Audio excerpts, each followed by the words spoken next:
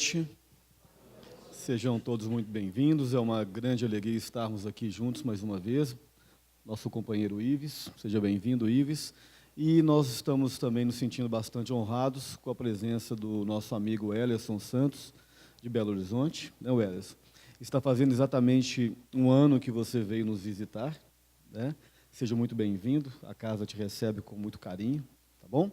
E o Ellerson vai nos honrar, além com a palestra, com o lançamento de um livro, né? O Evangelho à Luz do Espiritismo. É isso o tema? Sob a luz do Evangelho, desculpe. Seja bem-vindo e a primeira fala é sua, pode ficar à vontade.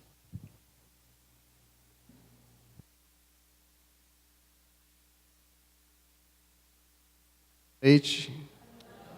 Que Jesus nos abençoe e nos envolva em sua paz. Para o nosso coração é uma alegria estarmos aqui nessa noite. A pergunta é a seguinte: uma definição de sonho, o que eles nos trazem? São só sonhos ou todos trazem uma mensagem? Se nós fizermos uma viagem na história da humanidade, nós vamos perceber que os sonhos sempre trouxeram mensagens para as criaturas humanas. No Antigo Testamento, existem diversos relatos de personagens que sonharam e tiveram seus direcionamentos.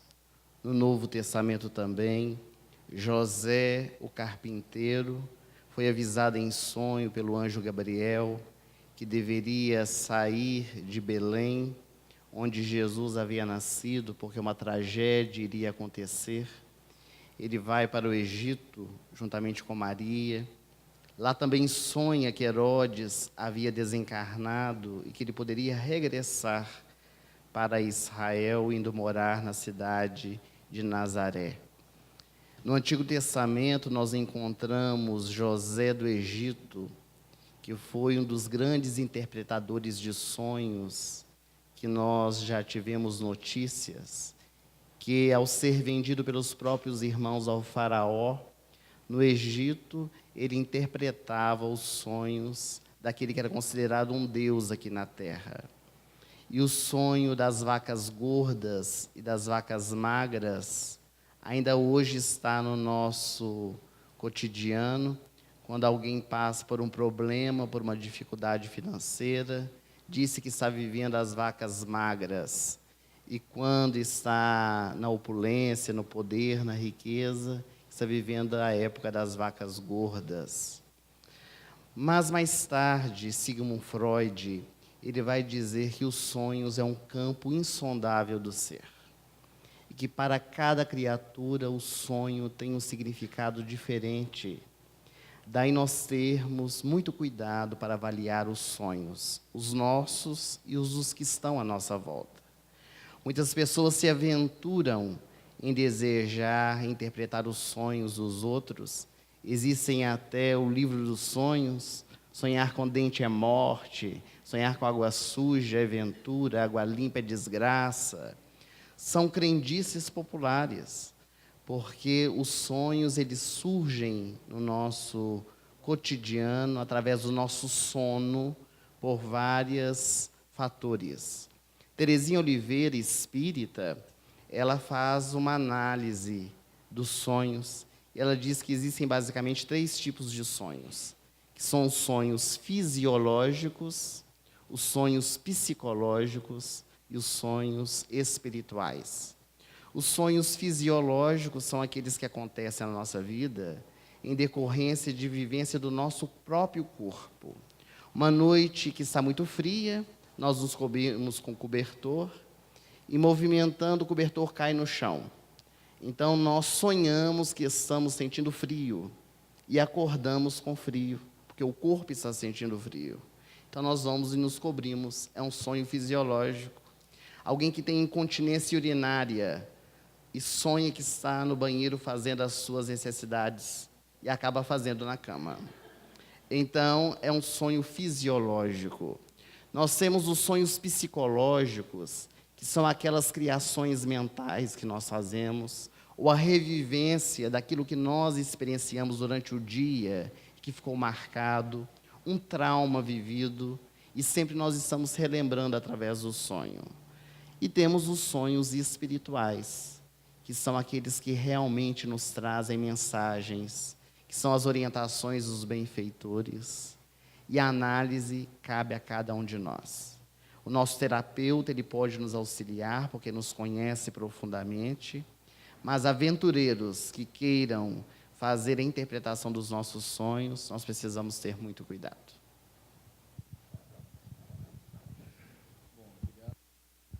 Obrigado, Ellison, pela resposta. A pergunta diz o seguinte: como Jesus curava os obsediados, os possessos, os paralíticos, os doentes, de modo geral, os realmente necessitados nas praças públicas? Veja o poder do amor. Porque quando os necessitados de urgência chegam aos centros espíritas, há uma burocracia enorme para ajudá-los. Aí vemos que estamos muito longe da verdadeira caridade. E os necessitados estão precisando quase tudo. Há casos que necessitam de urgência. Bom, eu concordo que realmente há casos de urgência, porém, existe uma distância muito grande da nossa condição da condição de Jesus. Jesus curava os possessos, os obsediados, os doentes, os paralíticos, por dois aspectos fundamentais. Primeiro, pelo seu magnetismo pessoal e pela sua autoridade moral, coisa que nós, infelizmente, estamos muito distantes disto. E também por uma questão puramente pedagógica. A passagem por Jesus no planeta nada mais foi do que uma grande aula de pedagogia do amor, do seu amor para com a humanidade, que nós devemos sim nos espelhar. Mas, como eu disse, nós estamos muito distantes disso. Os centros espíritas, eles têm uma proposta de atendimento, de acolhimento e de esclarecimento, principalmente. O grande objetivo do Espiritismo é a revelação das leis que regem a matéria e o campo espiritual. A sua finalidade é a transformação moral de todos nós.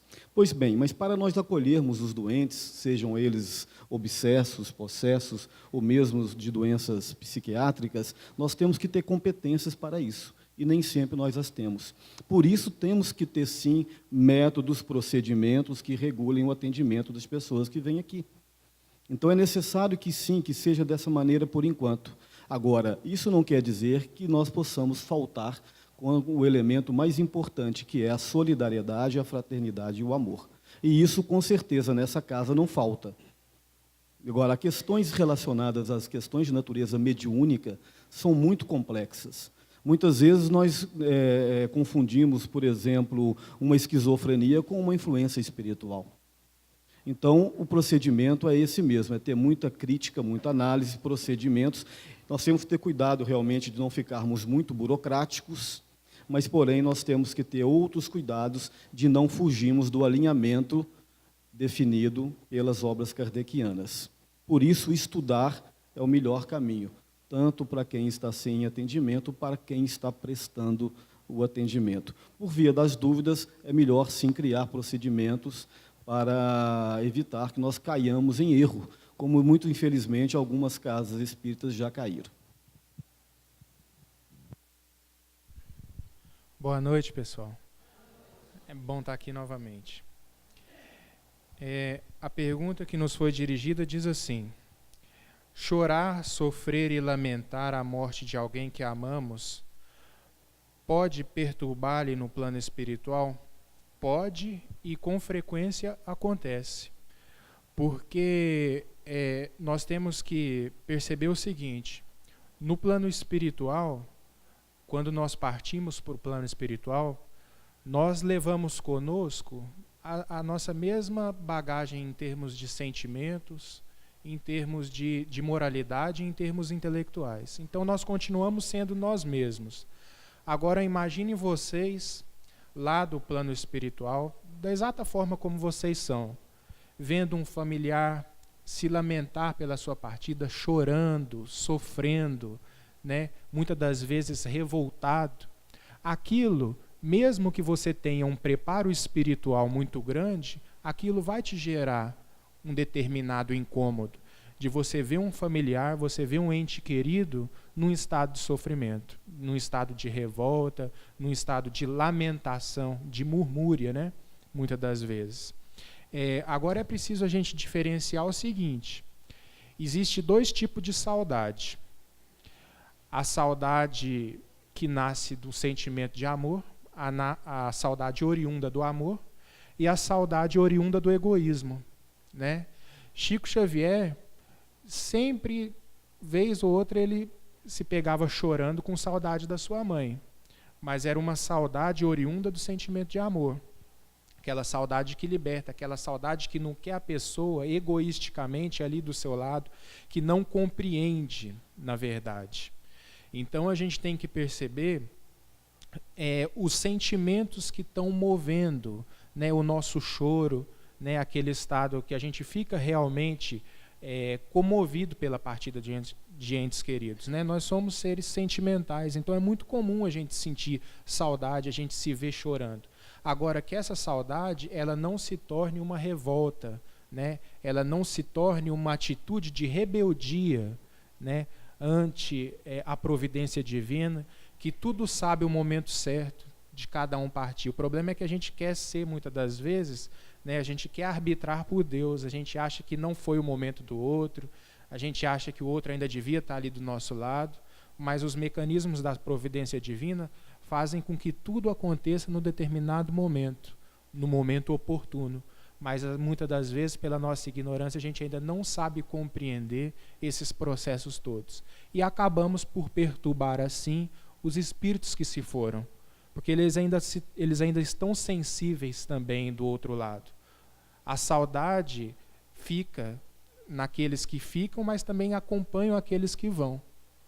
Então, saudade eles também vão sentir de nós, né? Então é preciso com que a gente tenha aí um equilíbrio, a fim de que a gente possa não perturbar, porque eles são muito sensíveis também àquilo que a gente emana, né? Às questões energéticas dos nossos pensamentos e dos nossos sentimentos. Então que não seja uma saudade egoísta que gera revolta, mas que seja uma saudade amorosa, aquela saudade que compreende os ciclos da vida, né? O ciclo das existências aí.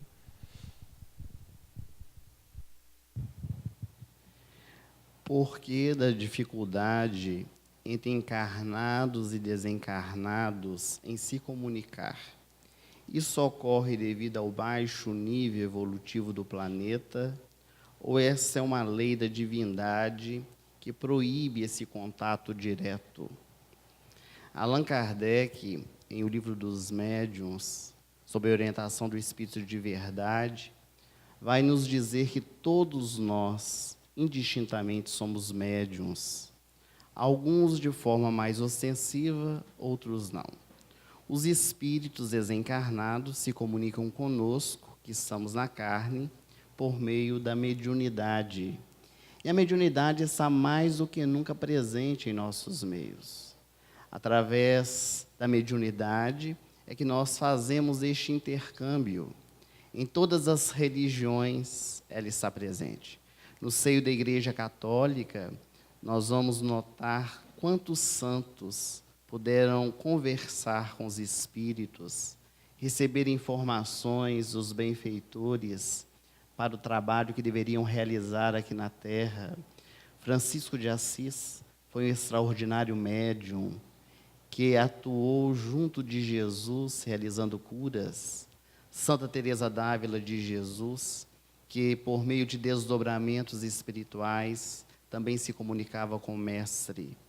No seio da Igreja Protestante, ainda hoje, nós encontramos os fenômenos da xenoglossia, quando pastores falam línguas diferentes daquelas que eles conhecem, e chamam as línguas de fogo, o Espírito Santo. A doutrina espírita apenas buscou compreender um pouco mais este fenômeno, que tende a aumentar à medida que nós vamos depurando o nosso espírito. Porque a mediunidade é a sensibilidade de poder perceber os espíritos que estão à nossa volta. E eles estão por toda parte. Na questão 459 de O Livro dos Espíritos, Allan Kardec pergunta se os espíritos influenciam em nossas vidas. E os imortais respondem: muito mais do que vós imaginais. De ordinário são eles que vos dirigem. Eles estão ao nosso entorno. Nós só não os percebemos porque ainda não desenvolvemos essa sintonia, essa afinidade, de tal forma a criar o elan. Mas eles estão ao nosso entorno, de modo que muitas vezes vão controlar as nossas ações. Pelo nosso livre-arbítrio, nós vamos abrindo campo para que eles atuem. Aqueles que são os benfeitores espirituais, que prezam pelo nosso progresso, mas também os espíritos infelizes, que querem nos atormentar, nos envolver nos vícios. A obsessão surge daí, e só acontece quando nós criamos essa sintonia. A mediunidade não é algo que foi tolhida pela divindade, muito antes pelo contrário. Jesus, quando esteve aqui na terra, utilizou-se dela. Ele comunicou-se com espíritos já mortos. No Monte Tabor, quando transfigurou-se, foi Moisés e Elias, 2 mortos, que retornaram do além-túmulo para poder falar com o Mestre. Ele conversou com os espíritos que atormentavam os chamados endemoniados, os curando. E ele próprio, depois da morte, retornou em espírito para comprovar a imortalidade da alma. No nosso movimento espírita, nós temos a figura incomparável de Francisco Cândido Xavier, que por seu intermédio recebeu milhares de mensagens de espíritos e cada um, com seu estilo, pôde trazer as suas informações. A mediunidade está presente em nossos meios mais do que nunca. O destino que damos a ela depende de cada um de nós. E aí sim entra a questão da evolução, porque a mediunidade não é uma conquista da doutrina espírita. Conforme nós percebemos, está em todos os locais. Médiuns podem ser espíritas ou não. E ao despontar a faculdade, de acordo com o livre-arbítrio, darão o melhor destino ou não, assumindo as responsabilidades depois.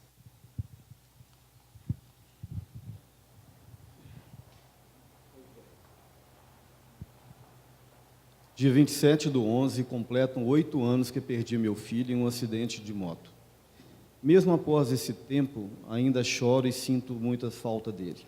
O que eu posso fazer para tentar superar essa situação? Não questiono o fato, mas choro de saudade e não de revolta. Pois bem, está muito dentro de cima daquilo que você respondeu, né, Ives? O choro, quando não é de revolta, mas sim quando de saudade, ele tem muito mais uma finalidade de atender às necessidades do desencarnado e aproximá-lo dele, do que um choro de revolta. É muito difícil para nós dimensionar a dor de alguém, ainda mais a dor de uma mãe que perde um filho, né? Mas, dentro daquilo que nós cremos, dentro da crença do Espiritismo, eu acho que uma das grandes conquistas do Espiritismo é exatamente nos consolar diante da dor e da perda de entes amados. Quando a gente acredita nos princípios básicos do Espiritismo, dentre eles, na imortalidade da alma e na reencarnação, essa crença, ela trabalha como lenitivo, como bálsamo para as nossas dores e para a nossa alma. Então, com o passar do tempo, evidentemente, com o entendimento e com a certeza desses conceitos, de que ele está vivo no mundo espiritual e de que o contato entre vocês é permanente, seja através do pensamento, seja através dos desdobramentos e através de outras faculdades medianímicas, mas principalmente através dos sentimentos. Jamais nos separamos daqueles que nós verdadeiramente amamos. Quando no Evangelho se coloca que não se separa aquilo que Deus uniu, e muitos entenderam isso dentro do conceito do matrimônio, na verdade está se falando daquilo que Deus uniu através do amor e dos sentimentos. Nada separa, nenhuma lei separa aqueles seres que se amam, mesmo que temporariamente estejam em planos diferentes. Mas, após essa passagem, todos encontraremos com aqueles que verdadeiramente amamos, e a vida continua do lado de lá e continua do lado de cá, e assim sucessivamente, até que nós realmente aprendemos a conquistar a plenitude do amor, que, aliás, é o objetivo de todas as nossas experiências aqui na carne. Boa noite.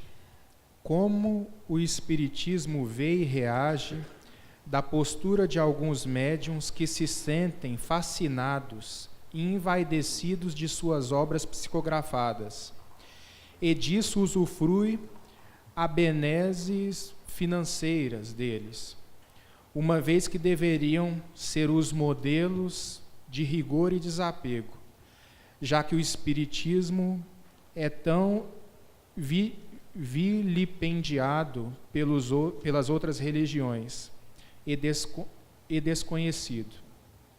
Bom, o Espiritismo, a gente tem que compreender que não censura nenhuma postura. Ele esclarece acerca dos nossos compromissos para com a nossa própria consciência. Então, o Espiritismo ele não vai censurar a postura de um médium, o Espiritismo não vai censurar a postura de um dirigente de reunião mediúnica, ele nos esclarece dos nossos compromissos para com a nossa consciência, que, segundo a pergunta 621 do Livro dos Espíritos, é onde repousam as leis de Deus.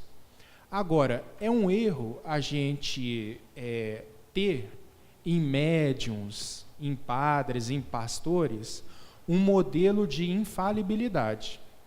São pessoas tão sujeitas ao equívoco quanto todos nós. Acho que todos nós que estamos aqui nessa bancada, né? Às vezes as pessoas têm uma visão um pouco diferente, mas a gente tem as mesmas dificuldades. A gente tem as mesmas imperfeições. Conhecimento, ele significa responsabilidade, mas ele não significa que você já coloca tudo aquilo que você sabe em prática. Então é muito comum a gente ainda deslizar, a gente ainda derrapar, mas a gente sempre procurar se retificar pela consciência que a gente ainda tem. Então esses médiuns aqui que se veem fascinados pela sua obra e usufruem das benesses financeiras, cada um é cada um. Cada um vai assumir com os compromissos perante a própria consciência. Agora, não cabe a nós, observadores, julgar a postura do outro, porque a gente vai estar cometendo um erro muito maior. Então, é preciso a gente reconhecer que mesmo aqueles que estão envolvidos em trabalhos de esclarecimento, eles estão tão sujeitos a falhas como todos nós. E é um erro achar o contrário.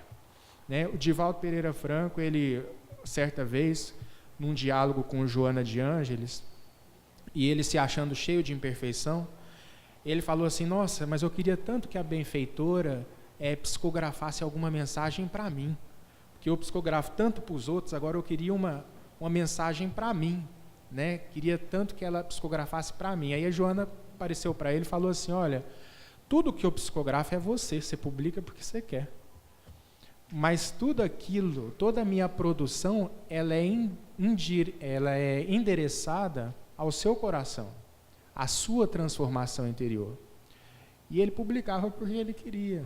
Né? Então, os benfeitores espirituais, eles também sabem das nossas dificuldades, eles sabem do momento de consciência em que todos nós atravessamos. Então, é um erro a gente atribuir perfeição àqueles que muitas vezes estão falando, àqueles que muitas vezes estão esclarecendo. Tá certo? Então, a gente não pode cair nesse erro. Tem um episódio rápido, que eu peço até permissão para contar, que ocorreu comigo. Que, na época que minha mãe era coordenadora do departamento de estudo lá do Maria de Nazaré, eu participava do Evangelho no Lar, e eu sempre fazia uns comentários que minha mãe gostava muito, né? Só que eu ainda nunca tinha me interessado em fazer palestra. Aí um dia, como minha mãe era lá do departamento, né, Alexandre? Eu pedi uma oportunidade para ela fazer uma palestra. Aí ela virou para mim e falou assim: você tem certeza que você quer?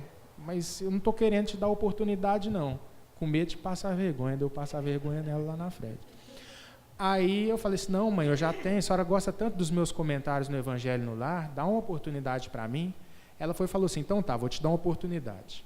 Vou te colocar no último domingo do mês, tá, para dar tempo de você estudar o mês inteiro, para você poder se apresentar bem.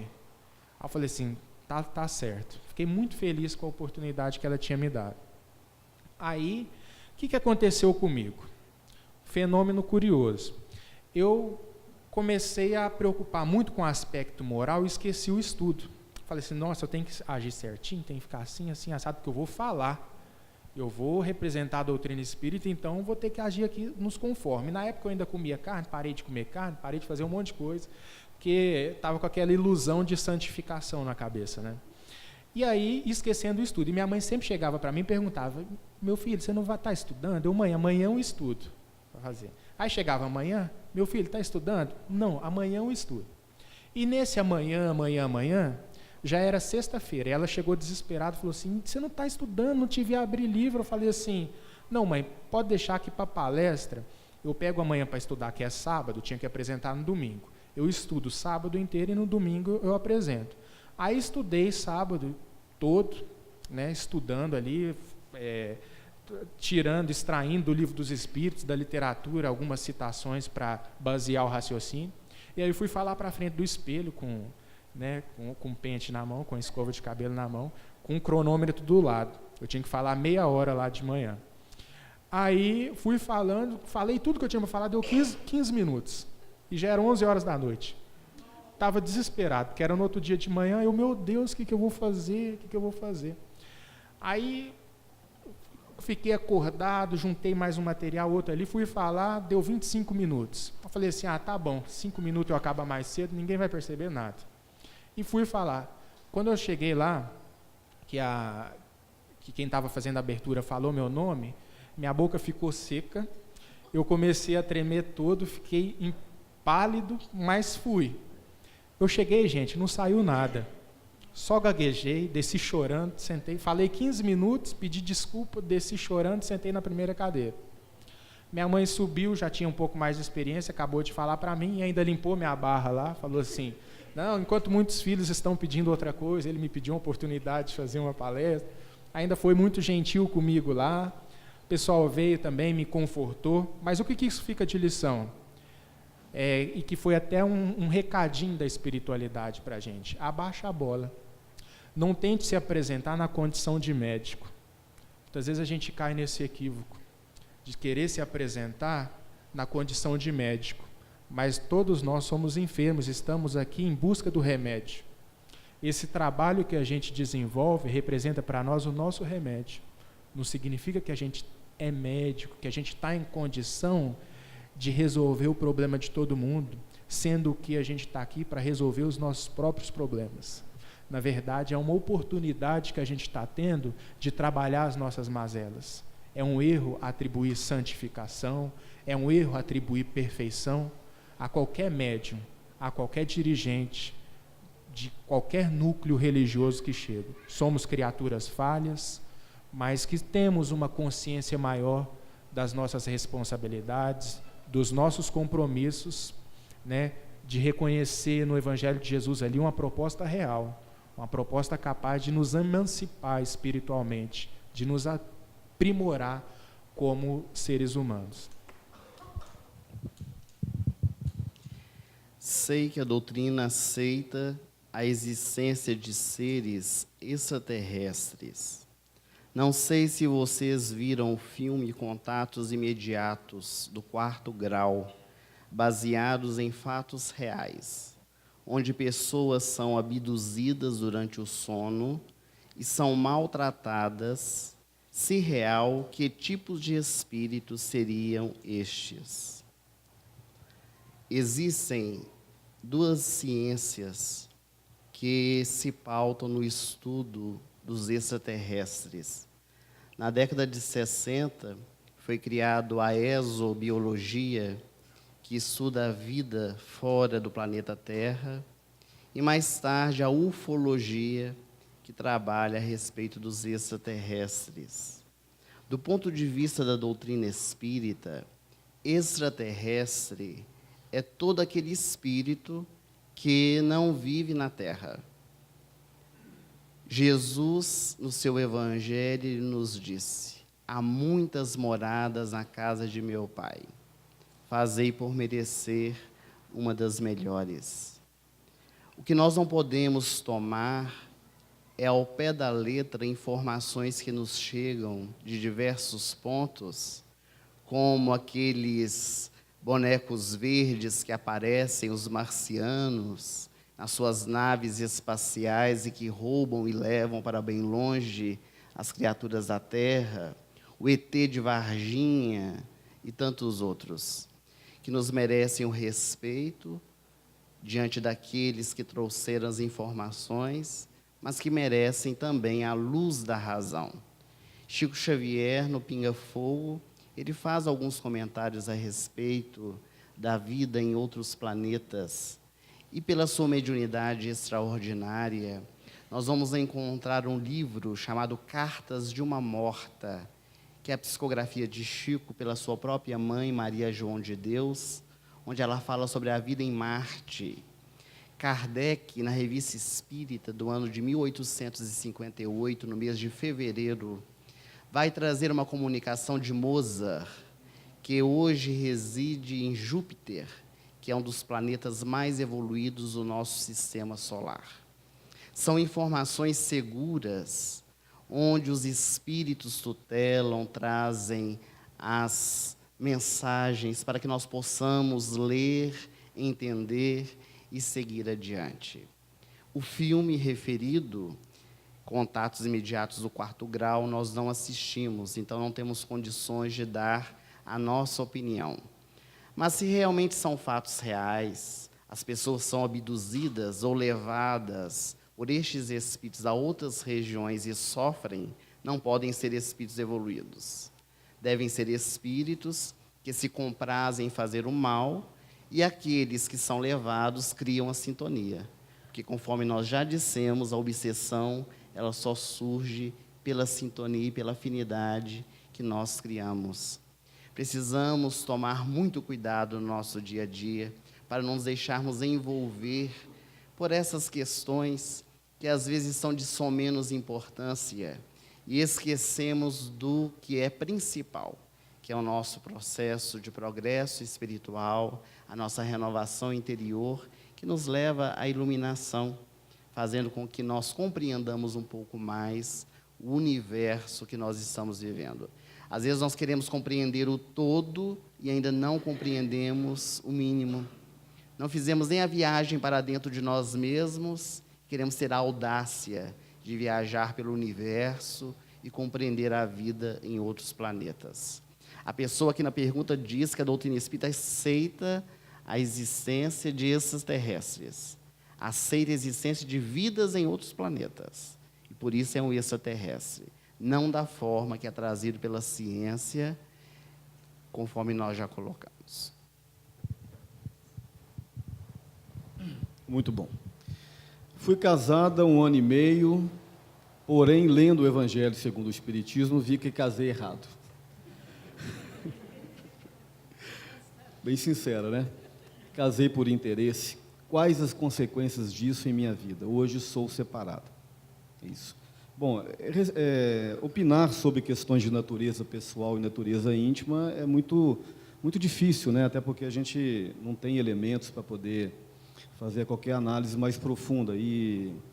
Enfim, mas pelo que você diz aqui, se você detectou que estava errado e separou, então, de certa forma, o erro foi corrigido, né?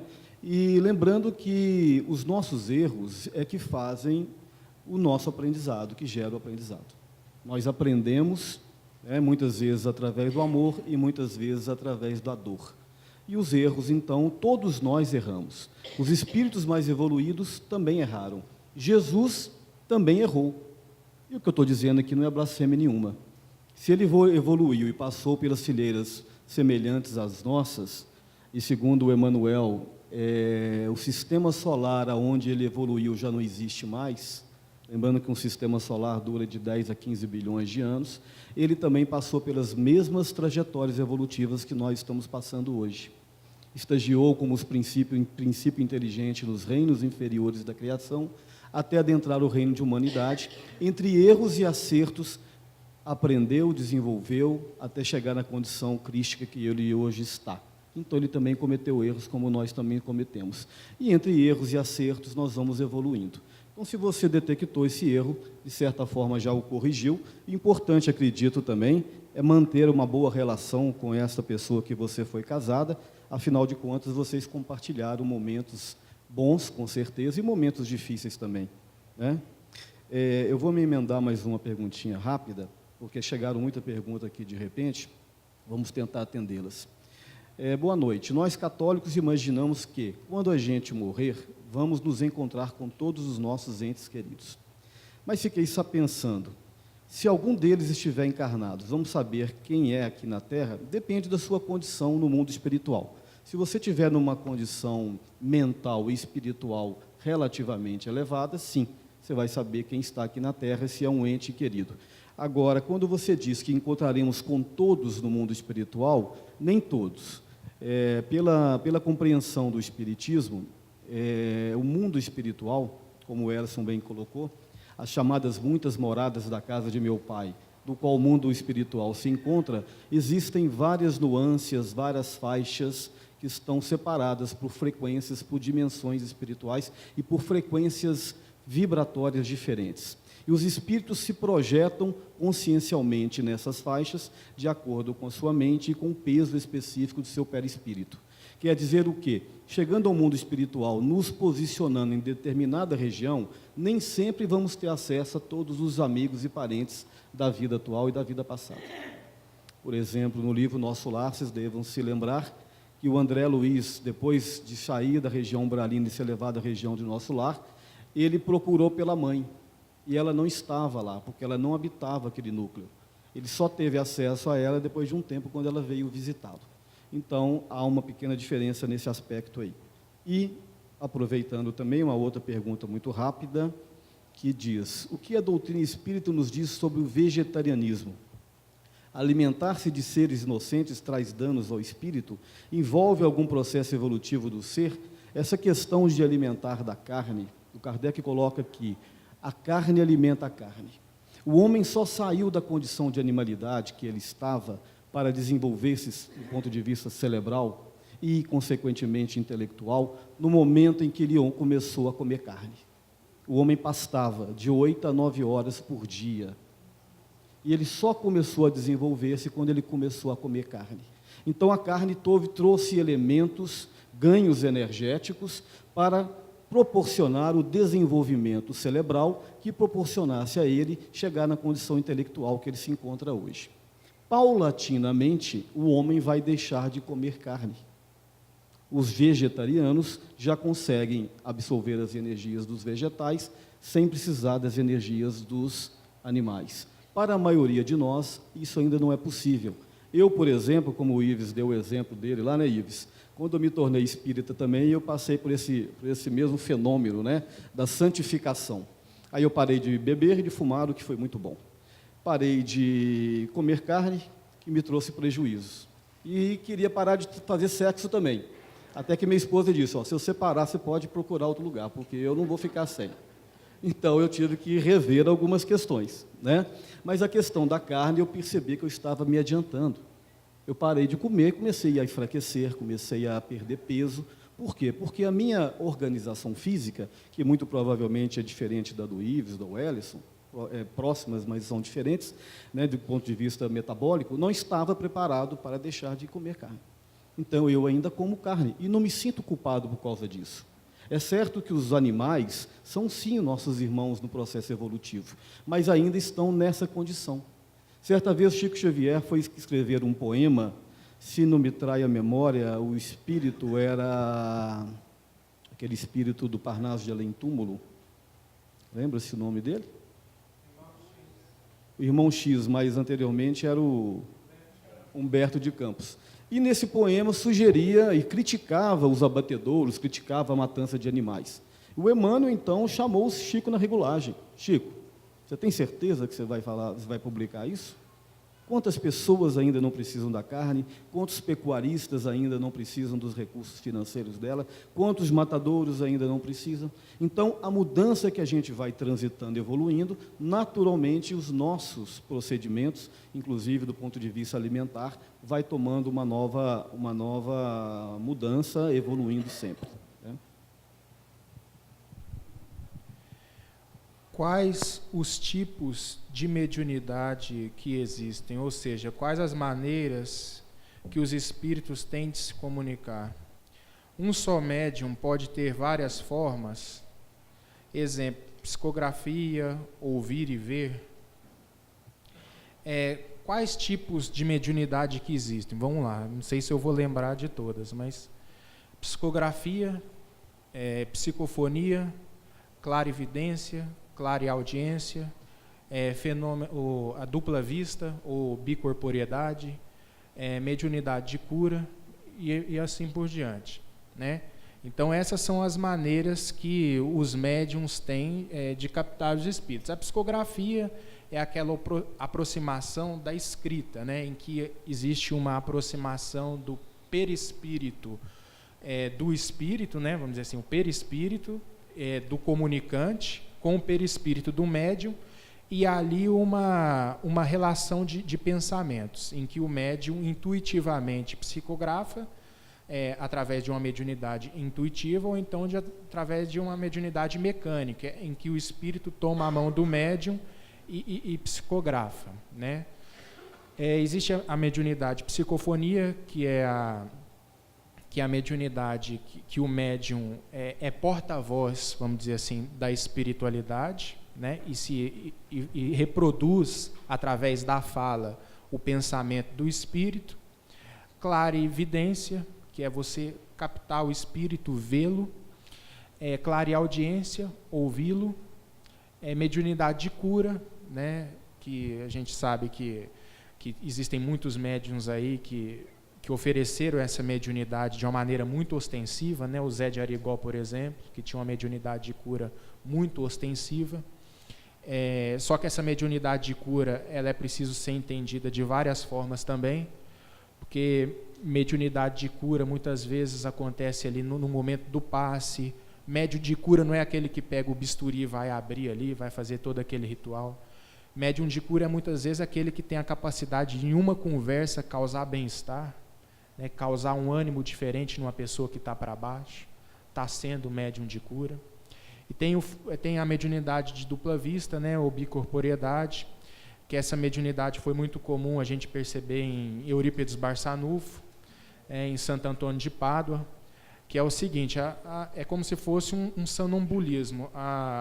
O médium, ele se vê adormecido, o perispírito dele se emancipa e muitas vezes se materializa em outro lugar, né? Tem um caso do episódio da vida de Eurípides Barçanufo, que ele costumava muito ele tinha essa mediunidade de dupla vista, era muito presente, né, como uma das faculdades de Eurípides, e ele costumava a fazer partos, né, na cidade de Sacramento. Então chegou um determinado momento em que ele estava dando aula e ele falou com os alunos: calma aí um momentinho, né? E foi, adormeceu, fez o parto da mulher que estava precisando, se materializou onde a mulher estava encontrando dificuldade para o parto.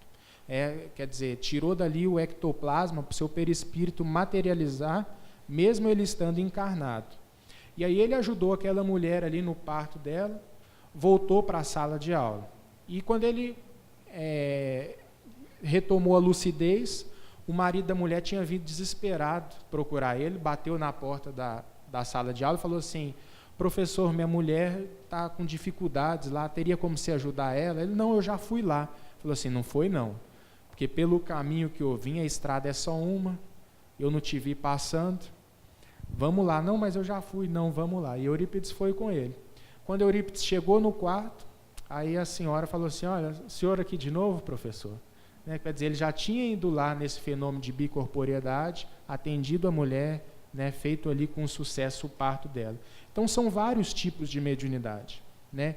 A mediunidade é uma capacidade, né, que todos temos de perceber o mundo sensível, o mundo espiritual, de várias formas. O Chico Xavier tinha quase todas essas aí que a gente citou. E ele ainda tinha uma mediunidade que é pouco citada, em que só de ele conversar com a pessoa ele sabia do que ela ia desencarnar. Às vezes isso causava um certo incômodo para ele. Às vezes ele, numa conversa com a pessoa, ele já visualizava do que aquela pessoa ia desencarnar. E isso estava gerando muita perturbação. Emmanuel bloqueou essa faculdade mediúnica do Chico, porque era tão aflorada a mediunidade de Chico Xavier que se apresentava de várias formas. Então, Emmanuel deve ter desenvolvido algum trabalho ali na glândula pineal de bloqueio de alguma parte responsável por essa faculdade do Chico Xavier que estava ali causando incômodo. Então, a mediunidade se apresenta de várias formas, né? É muito difícil a gente, em pouco tempo aqui, detalhar cada uma delas. Mas, em suma, é isso daí.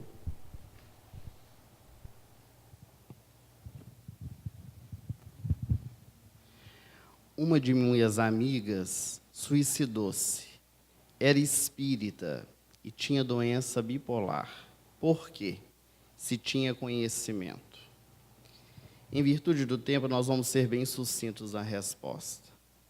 Porque ser espírita não denota evolução. Ser espírita denota alguém que está buscando o conhecimento, mas que precisa ser vivenciado. Há uma larga diferença entre conhecimento e sabedoria. Conhecimento é intelectualidade, que nós adquirimos pelo estudo, adquirimos quando escutamos uma palestra, quando nós lemos um livro. A sabedoria é a vivência daquilo que nós conhecemos. Deolinda Morim, que é um grande estudioso do nosso movimento espírita, já desencarnado, ele diz que existem dois tipos de espíritas: os espíritas operantes e os espíritas contemplativos. Os operantes é uma pequena chave. São aqueles que entraram no espiritismo e deixaram que o espiritismo entrasse dentro deles. Somos aqueles que buscamos vivenciar a proposta do evangelho dia após dia. Os espíritos contemplativos, que é a maior chave, na qual todos ou quase todos nós estamos enquadrados, somos aqueles que entramos para o espiritismo, mas o espiritismo não entrou ainda dentro de nós. E muito será pedido a quem muito recebeu. Quando nós temos o conhecimento e não praticamos, as nossas responsabilidades são ainda maiores. Mas no caso específico, nós temos um agravante, porque ela era bipolar. Existem no mundo espiritual, segundo o relato de Ivone do Amaral Pereira, pela sua mediunidade, no livro Memórias de um Suicida, os atenuantes e agravantes para os tipos de suicídios. E no caso em questão, a pessoa que é bipolar, ela passa por vários distúrbios emocionais e num rompante, ela busca então o autoextermínio. Não deixa de ter responsabilidade, mas há aí alguns atenuantes que não nos cabe julgar, porque não somos juízes. A Deus, a própria consciência da criatura, que, como dizia a Madre Teresa de Calcutá, é entre Deus e a criatura no final das contas.